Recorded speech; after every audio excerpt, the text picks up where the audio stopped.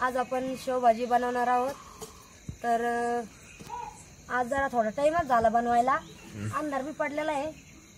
तर आता चूल पेटवली, आता कढई तापायला ठेवली।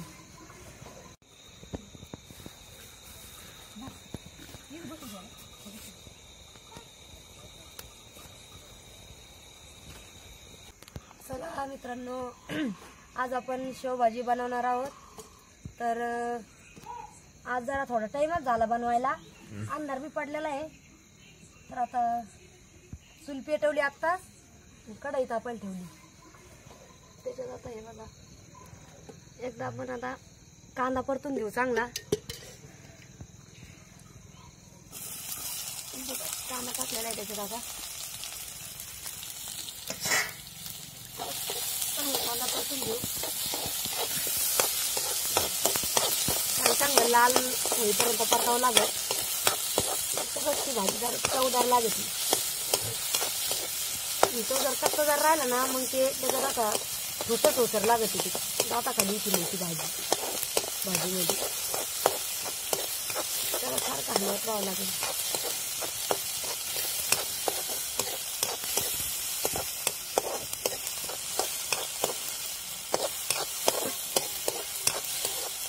बघा, तर आता थोडा लाल झालेला आहे कांदा।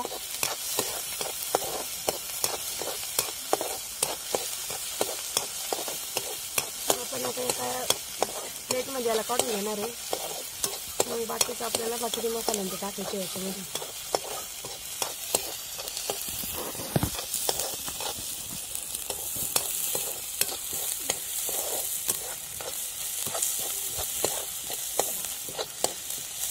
त्याला कमी जाळामध्ये परतून घ्यावं लागणार, नाही तर मग तो नाही तर जास्त जळतो। कमी जाळ आहे चुलीत, एकदम चांगला लाल होईपर्यंत परतावं लागेल आपल्याला। तोपर्यंत मी बाकीचे सगळे मसाले काढून घेतलेले, त्याच्यात टाकून देऊ आपण ते।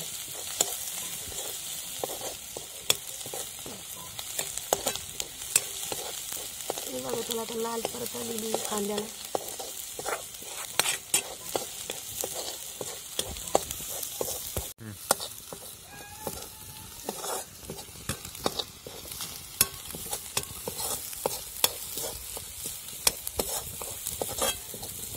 ते बघा, आता भरपूर चांगला लाल झालेला आहे। जेवढा चांगला परतला तेवढा चांगलाच राहील ते। बघा, आता त्याला तेल सुटायला लागलेलं आहे।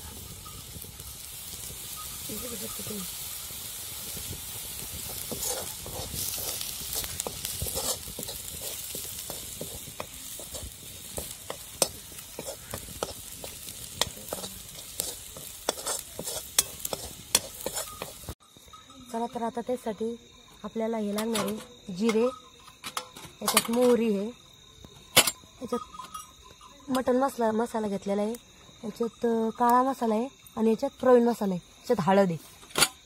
तर आता आपण कांदा काढून घेतलेला आहे इथं, आणि आता आपण कढईमध्ये तेल टाकणार आहोत।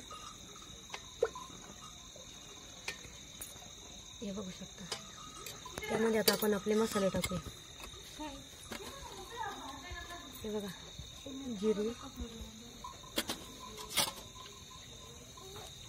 मोहरी टाकली आता, आणि आपण जेवढे मसाले घेतलेले भाजीसाठी आपण तेवढे टाकून देऊ आता। हे बघा, मटन मसाला टाकला, आता हा काळा मसाला, त्यानंतर आपण हा प्रवीण मसाला, चटपट मसाला ज्याने जास्त चव येते त्याला, आणि थोडीशी हळद टाकली, आणि त्यानंतर थोडीशी कोथिंबीर फोडणीसाठी, आणि कढीपत्ता टाकून घेतलेला। त्यानंतर आपण टाकणार आहोत हा कांदा, परतवलेला आपला हा कांदा।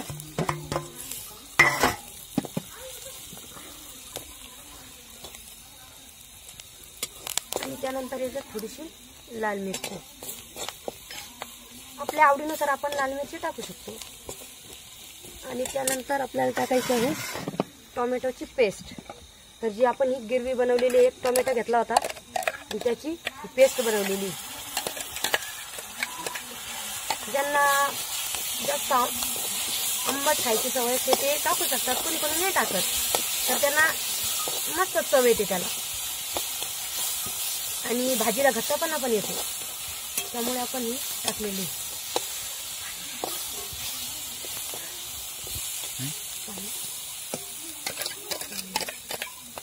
हे बघा आपण एक पूर्ण टाकून द्यायची. बघा आपले मसाले मस्त तेल सुटलेलं आहे. आता हे बघू शकता. त्यामध्ये आपण टाकणार आहोत पाणी.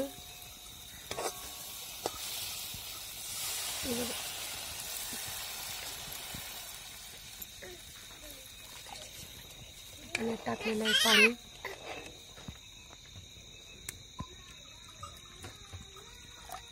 आणि याच्यात टाकायचं आहे आपल्याला शेंगदाण्याचा कूट. हा बघा आपण शेंगदाण्याचा कूट टाकलेला आहे. त्यामुळे भाजी मस्त घट्ट होते.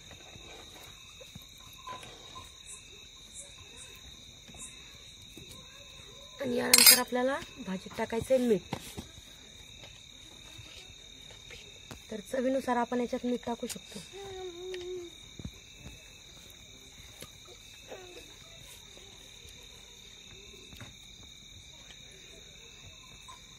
जास्त मीठ टाकायची गरज नसते, कारण शेवला आधीच मीठ राहतं, त्याच्यामुळं जास्त जर टाकलं तर मग भाजी एका टायमाला खारट होऊ शकते.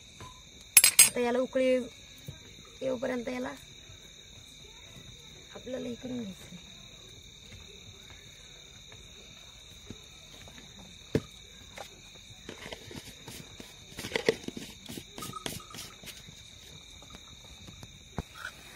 तर तुम्ही बघू शकता भाजीला मस्त उकळी आलेली. आता शंभू पण आणलाय आता भाजी करायला. हे पा आमचा शंभू भाजी करायची ना आपल्याला. हा हे बघा. आता याच्यात आपल्याला शेव टाकायची.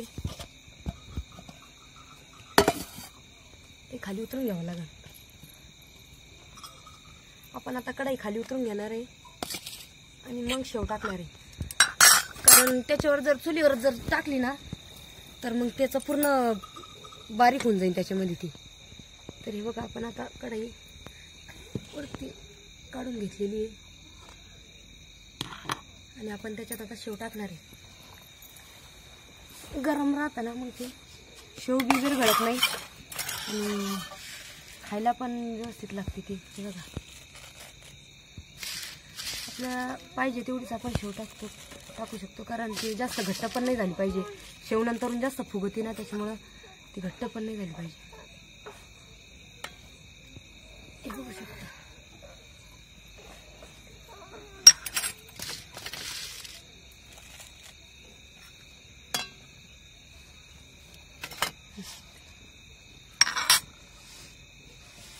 हे बघा आता आपण शेव टाकून दिलेली पूर्ण.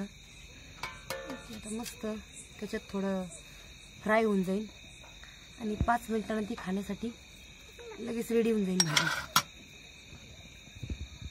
चला तर आपली भाजी तयार आहे. आता आपण त्याच्यावरून थोडीशी कोथिंबीर टाकणार आहे, त्याच्यामुळे भाजी जास्त चांगली लागते आणि दिसायला पण भारी आहे आणि खायला तर त्याच्यापेक्षा भारी लागते. हे बघा